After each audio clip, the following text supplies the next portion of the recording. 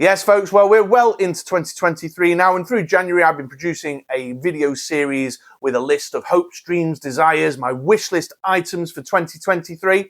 This is the fourth and final instalment to wrap up the month of January. I'm just going to talk today about some random odds and sods, bits and bobs from across my action figure collecting experience and share them with you. So stick around and see if you agree with me. Let's get into it.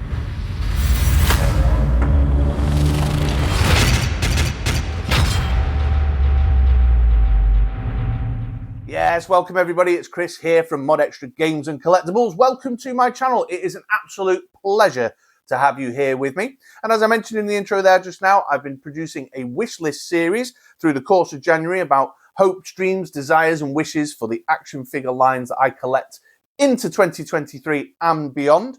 I've covered off Marvel Legends, I've covered off G.I. Joe Classified, I've covered off McFarlane Toys DC Multiverse, the three lines I collect most heavily at the moment.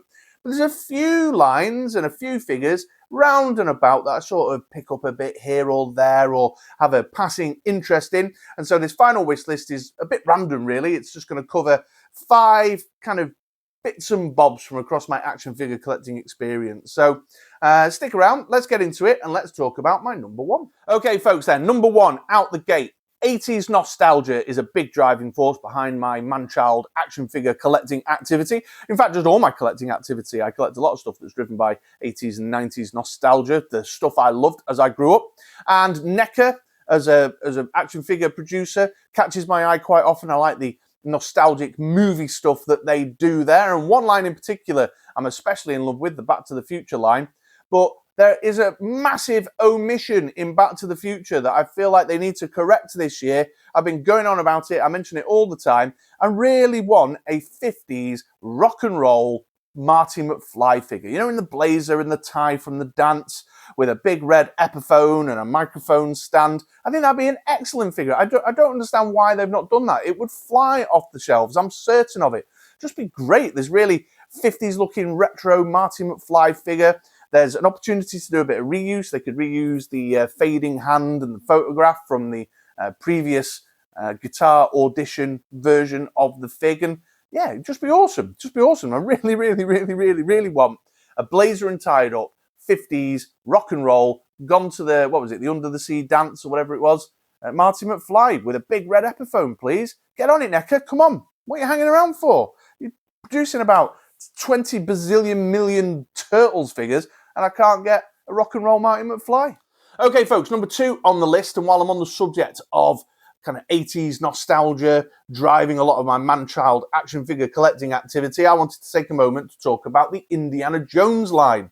It is my absolute hope that this line is not shit, but I'm not necessarily filled with much confidence that it's not going to be a bit pants. You know what I'm saying? Why is that? Well, a couple of reasons. The promo photos aren't filling me with much joy. They look a bit, I don't know, just like they're lacking in a little something, and I can't quite put my finger on it.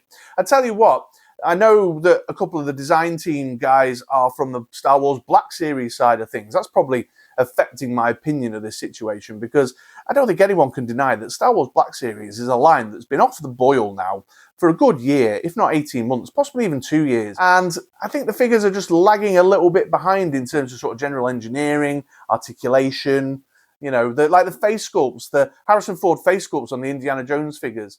They're there, you know, I'm looking at it and I go, well, that's Harrison Ford, but it's not G.I. Joe Classified series quality of face sculpt. Or even Marvel Legends. I know I go on about the expressionless faces on Marvel Legends, but at least the face sculpts are really kind of sharp and top-notch, and I just don't think it's there, and they're all, you know, single elbow joints, and the sculpts, I don't know. I'm just not filled with a great deal of confidence. So number 2 on the list is my hope, my dream, my desire that the Indiana Jones line is up to scratch, and it's going to wow me when I open up the packet, you know? I just don't know if it will. Okay then, folks, number 3 on the list now, and this is a kind of industry-wide thing that is very much driven by my perspective as a collector here in the United Kingdom. I would like to see better worldwide availability for some of the less corporate, more independent, more boutique-y action figure manufacturers out there, because there's a lot of lines that look absolutely fantastic, outstanding action figures but they're difficult to get hold of here in the United Kingdom. They come in small quantities. They often lag a great deal behind release in North America.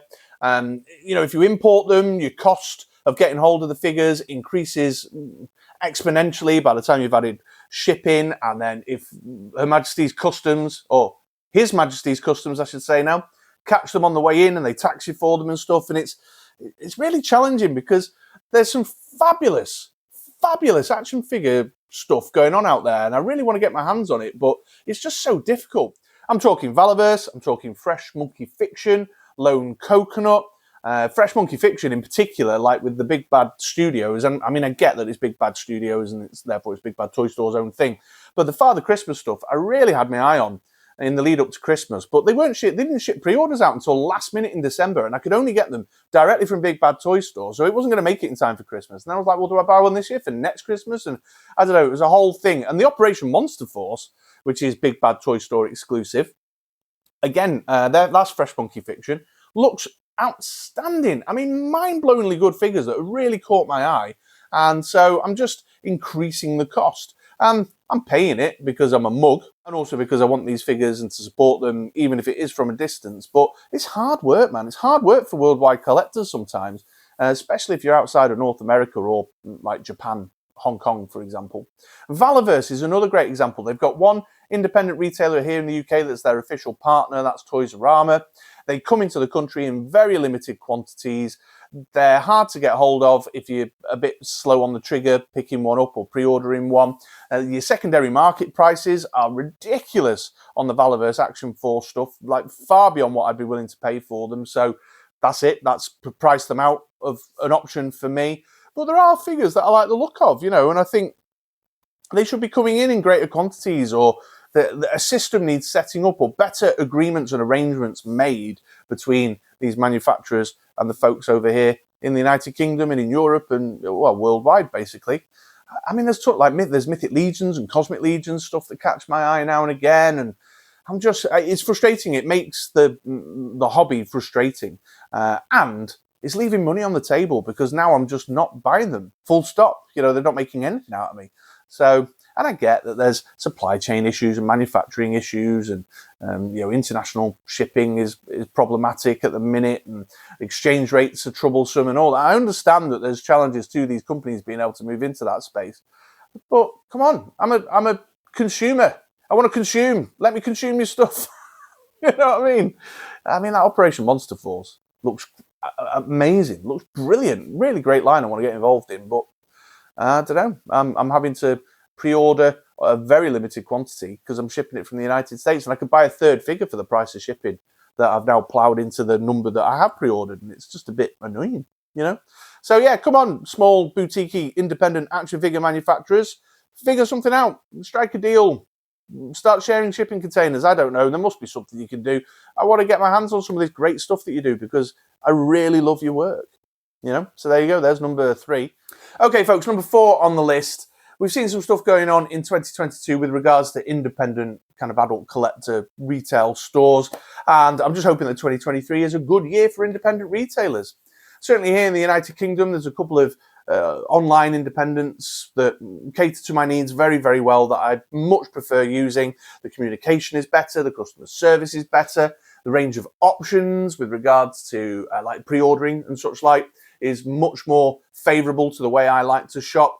But we're seeing things going on, at the back end of 2022 and into the early 2023 now that makes me a little bit nervous, a little bit worried for the survival of some of the smaller independent adult collector stores. So number 4 on the list, I'm just hoping and praying that the Hasbro's shenanigans and the international shipping situation that's putting people in trouble with pre-orders and whatnot just generally improves so that the smaller, more independent retailers that are offering a better level of service that I like to use survive the year, and survive the year well. Not just survive the year, in fact, profit really well.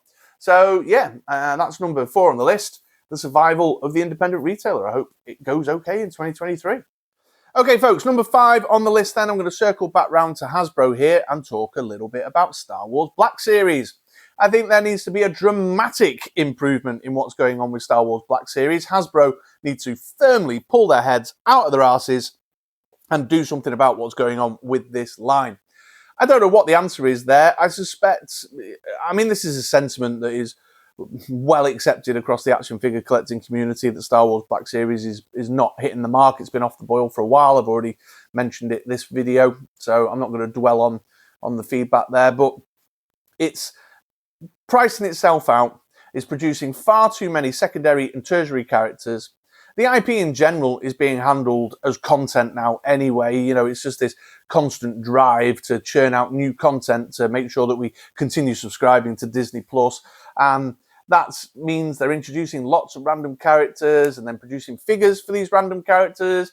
And I don't like the characters because I'm finding the shows mediocre at best, an absolute betrayal of the legacy of Star Wars at worst. So, yeah, Star Wars Black Series is just in trouble. It needs better articulation. If they're reproducing, doing another version of a character, then we need to see some improvement rather than just a repaint. The accessory selection, the whole it's deluxe and then it's not really deluxe, all that kind of stuff. Yeah, Black Series is in a bad way. I've bought like 3 figures for Black Series over 2022, and one of them was a pre-order from 2021 that just happened to arrive in 2022. You know what I mean? It's a bad state of affairs with Star Wars Black Series, and I don't know what the answer is. I don't think there is an answer, but with everything that's going on in Hasbro right now, it needs a serious rethink. So yeah, there you go. Number 5, Star Wars Black Series. Pull your heads out your asses. Well, there we go then, folks. That's not just the last item on this wish list. That's the end of the wish lists for 2023. As January comes to a close, I'm going to wrap up this little mini-series there. I hope you enjoyed joining me and hearing about my hopes, dreams, desires, and wishes for action figure collecting in 2023 and beyond. Please do take a moment to jump down in the comments below. Am I talking sense? Am I talking bobbins? Let me know. I'm happy to talk about it. I'm a big boy. Did I bring something up that surprised you? Was there something you thought I might bring up that I didn't mention? Is there something on your wish list that's an interest of yours that I don't share that could be of interest to me? Let me know. Just, yeah, let's get into conversation. I love talking to folks in the comments, so please do that. And if you're not subscribed to the channel, I'd be very grateful and love you forever if you took a moment to hit the like and then the subscribe button and join me here in my little Mod Extra Games and Collectibles viewing community. Otherwise, let's keep fingers crossed that some of this stuff does come to fruition through 2023 that I've been describing.